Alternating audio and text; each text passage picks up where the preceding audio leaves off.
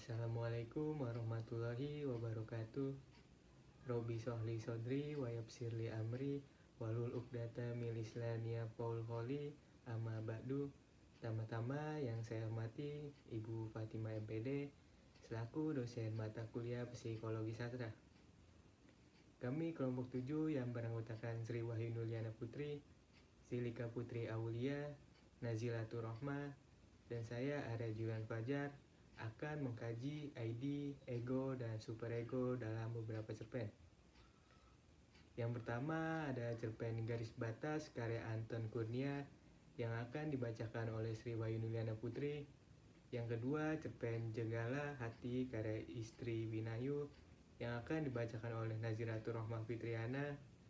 Yang ketiga cerpen Tamu karya Budi Dharma yang akan dibacakan oleh Arya Julian Fajar. Dan yang keempat, cerpen Pagi Bening Seekor Kupu-Kupu karya Agus Nur yang akan dibacakan oleh Silika Putri Aulia. Kepadanya dipersilakan. Assalamualaikum warahmatullahi wabarakatuh. Perkenalkan, nama saya Sri Wahyu Nuliana Putri dari kelompok 7. Di sini saya akan menyampaikan hasil mengkaji ID, ego, dan superego yang ada di dalam cerpen yang berjudul Garis Batas karya Anton Kurnia. Pada kutipan, sesekali kau menggaruk tai lalat di atas bibirmu yang sebetulnya tak gatal. Kau melakukannya hanya karena kau tak bisa mengontrol gerakan itu saat kau gugup atau sedih atau gundah. Hal ini merupakan bagian dari ID, karena ketika anak menggaruk tai lalat di atas bibirnya karena gugup atau sedih atau gundah, ini mencerminkan dorongan naluri primitif dan tidak terkontrol dari ID. Tindakan ini mungkin merupakan respon otomatis dan refleks terhadap emosi yang dirasakan. Selanjutnya, pada kutipan, kau sedih tetapi tak berdaya. Namun, kau tak menangis, kau hanya diam membisu. Nah, di dalam potongan cerpen tersebut masuk ke dalam ego. Kenapa? Karena ketika anak mencoba menahan emosinya dengan diam dan tidak menangis meskipun merasa sedih, ini mencerminkan upaya ego untuk mengendalikan dan menyeimbangkan emosi. Si anak tersebut mencoba menahan diri dan tidak mengekspresikan kesedihannya secara terbuka. Lalu, pada kutipan, kau tak suka ada laki lain di dalam hidupmu, di antara kau dan ibumu.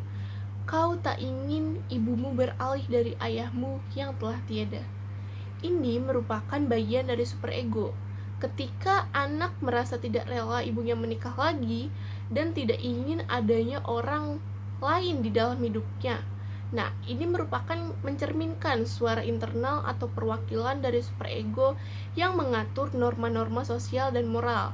Anak tersebut tidak merasa pantas atau tidak adil jika ibunya memiliki hubungan dengan orang lain selain ayahnya. Lalu selanjutnya ada ibumu baru saja berkata dia akan menikah lagi dengan suami yang baru, akan membawa kalian pindah ke lain kota. Nah, hasil analisis mengatakan bahwa kutipan tersebut merupakan bagian dari ego, karena kalimat ini menunjukkan adanya pengaruh ego, yaitu keinginan untuk memenuhi kebutuhan diri sendiri dan mempertahankan hubungan dengan orang lain. Nah, sang ibu ini memberitahu sang tokoh tentang rencana pernikahan dan pindah kota, sehingga menunjukkan adanya pengaruh ego pada sang ibu. Selanjutnya ada diam-diam kau menelan es krimmu yang mencair di lidah, serupa menelan gumpalan kesedihan yang patah. Seakan-akan ada rumpang di hatimu yang perih, seolah-olah ada semacam lubang di sana yang membuatnya tak akan pernah lagi utuh. Nah, kutipan di atas ini termasuk ke dalam ID, karena kalimat ini menunjukkan adanya dorongan dari ID, yaitu keinginan untuk memuaskan hasrat makanan es krim dan adanya perasaan sedih yang kuat. Saya Nazilatur Rahmah Fitriana ingin menjelaskan tentang hasil analisis ID, ego, dan superego terhadap tokoh pada cerpen Jenggala Hati oleh Isti Winayu. Yang pertama yaitu analisis ID yang berbunyi, kenapa kamu pandangi kali code itu? Mbok sudah, daripada ngelamun di sini, ikut aku saja. Di rumah ada pekerjaan, siapa tahu kamu bisa membantu. Nah, pembahasannya yaitu, pada kutipan tersebut, tokoh Hartati yang diajak ke rumah Bude Ratmi untuk bekerja hanya dia mengikuti saja, tidak berbicara apapun. Hal tersebut terjadi karena adanya impuls dalam diri Hartati yang membuatnya mengikuti kata hati untuk berjalan mengikuti Bude Ratmi ketika ditawarkan pekerjaan tersebut. Hal ini merupakan bentuk dari ID. Lalu yang kedua, hasil pembahasan ego, yaitu berbunyi, begitu banyak tumpukan buku yang harus aku rapikan. Aku harus memindahkannya ke gudang. Tentu saja dengan susah payah karena kaki kiriku yang tidak bisa sepenuhnya menopang badanku.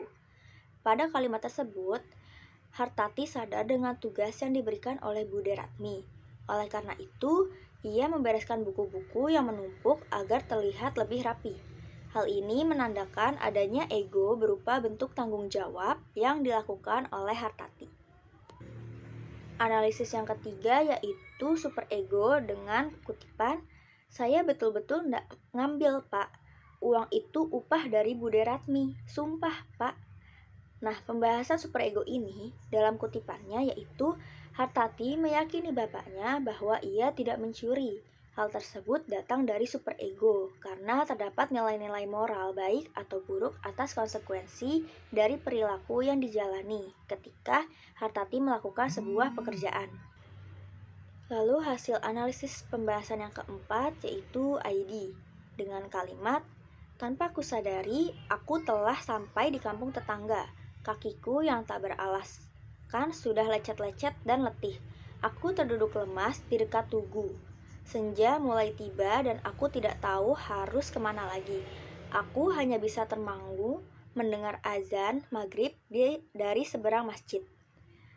Pada pembahasan kali ini, kalimat tersebut menjelaskan bahwa ID mengambil peran dalam diri Hartati sebagai bentuk keinginan dirinya untuk pergi berjalan kaki sampai tiba di kampung tetangga. ID Hartati muncul secara alamiah berupa insting yang menggerakkan dirinya hingga duduk dan termangu mendengar suara azan maghrib. Hasil analisis selanjutnya berupa ego dengan kalimat, ayo sekarang kita sholat dulu, nanti saya antar pulang. Sholat, sudah lama aku tidak melakukannya. Barangkali aku pun belum betul-betul mengenalnya. Keluargaku jauh dari nilai-nilai agama. Jadi, mungkin selama ini aku lupa bahwa aku masih punya Tuhan. Pembahasan mengenai ego ini, yaitu Hartati menyadari bahwa ia masih memiliki Tuhan dan meyakinkan dirinya untuk beribadah demi ketenangan hatinya. Hal ini merupakan bentuk ego. Lalu pembahasan yang terakhir yaitu analisis superego yang berbunyi, ya, Tuhan yang menciptakanku. Selama ini yang ada hanya penyesalanku tentang pincang ini. Aku lupa bahwa takdir manusia sudah ada yang mengaturnya. Pembahasan ini terlihat karena Hartati telah lama melupakan Tuhannya dan kembali kepadanya atas takdir hidup dan rasa syukur yang dijalani. Hal ini termasuk ke dalam superego dari diri Hartati. Mengkaji ID ego dan superego cerpen tamu karya Budi Dharma. Yang pertama ada ID. Setiap kali Manggolo datang, istri saya pasti cepat-cepat meracik kopi, lalu dengan wajah gembira menyuguhkan sendiri kopinya ke orang tua ini.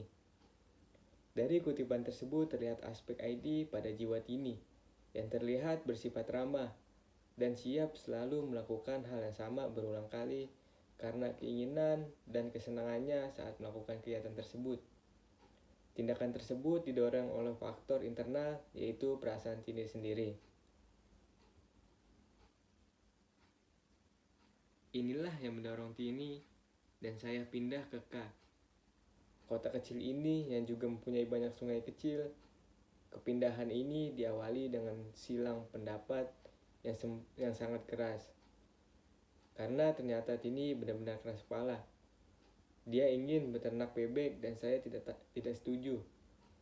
Karena selain diambil telurnya, hampir semua bebek itu akhirnya dibantai untuk makanan manusia. Melalui kutipan tersebut menunjukkan betapa Tini sangat ingin memenuhi keinginannya untuk berternak bebek di kota yang mempunyai banyak sungai kecilnya. Tini sangat berusaha keras untuk mewujudkan keinginannya dan tidak memedulikan hal lain. Walaupun keinginannya tersebut ditentang oleh suaminya. Keras kepala, Tini mendorongnya untuk memenuhi keinginannya dengan cara apapun, tanpa memikirkan konsekuensinya di kemudian hari. Apa yang diinginkannya harus didapatnya. Begitulah penggambaran sosok Tini dalam cerpen ini. Lalu yang kedua ada ego.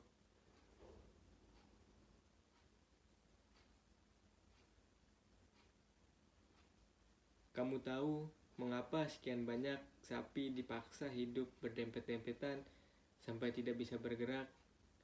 Supaya gemuk, banyak dagingnya. Apa kamu juga tidak tahu? Beratus-ratus ton udang dibuat pingsan, dijajakan, dipeti untuk dibawa kapal kadang-kadang selama sebulan lebih untuk dijual, dimakan. Melalui kutipan tersebut, Tini memberitahukan kepada suaminya terkait hewan yang dijual dan dikonsumsi kembali. Tindakan ini menunjukkan kepribadian ego yang tidak mempunyai pertimbangan dan hanya mengikuti naluri semata untuk memuaskan hati. Meracik kopi untuk Manggolo dia tidak mau, apalagi menuminya. Memasak makanan untuk dia sendiri dan saya dia juga tidak mau. Dalam kutipan tersebut, resistensi tokoh Tini kepada Manggolo, si tamu yang datang setiap hari dengan sesukanya, bahkan saat suasana hati Tini sedang buruk, rasa tidak suka Tini pada Manggolo muncul saat itu. Hingga membuatnya malas untuk menemui Manggolo. Bahkan Tini pun sampai menolak memasak makanan untuknya dan suaminya. Tini melakukan apa yang ingin dilakukannya, tanpa ada yang dapat memaksanya, bahkan suaminya sendiri. Artinya ego Tini berhasil mewujudkan ide yang bisa diterima di dunia realita dalam cerita. Lalu yang tiga ada superego. Istri saya tanggap, maka secangkir kopi dan kue pun disajikan. Dan dengan wajah puas, Manggolo meminum kopi itu perlahan-lahan, mengambil kue, memakannya perlahan-lahan, lalu bersendawa.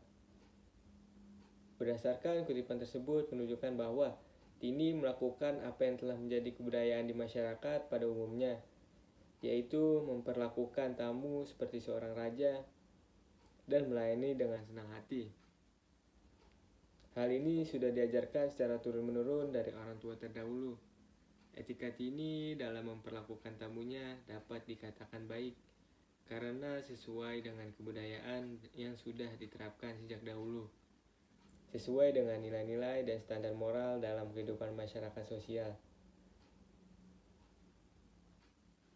Dia memohon maaf atas kesalahannya. Yang sebetulnya sudah saya ketahui, kami tertipu. Tanah lapang yang dijanjikan untuk peternakan bebek itu sebetulnya tidak pernah dijual oleh pemiliknya. Dan calo tanahnya melarikan diri entah kemana.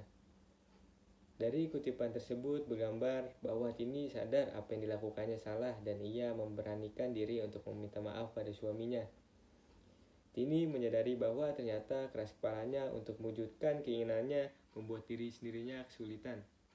Hal ini dikarenakan Tini yang hanya mengikuti hawa nafsunya semata untuk memiliki peternakan bebek tanpa menghitungkannya dengan matang. Mengkaji atau menganalisis cerpen pada judul Pagi Bening Seekor Kupu-Kupu karya Agus Nur. Di sini saya akan menganalisis ada ID, ego, dan superego. Di sini ada ID pada tertera pada percakapan. Tapi nggak apa-apalah, nggak ada yang lihat, cuman kupu-kupu itu ngapain pula mesti malu sama kupu-kupu. Dia kan nggak ngerti kalau aku lagi sedih, aku pengen sekolah, pengen bermain kayak bocah-bocah itu. Gimana ya rasanya kalau aku bisa kayak mereka?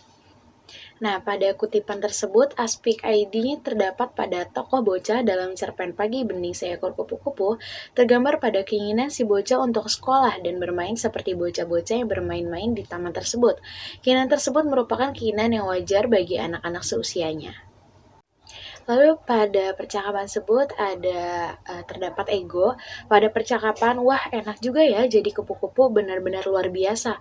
Lihat sinar matahari jadi kelihatan berlapis-lapis warna-warni lembut tipis, persis kue lapis.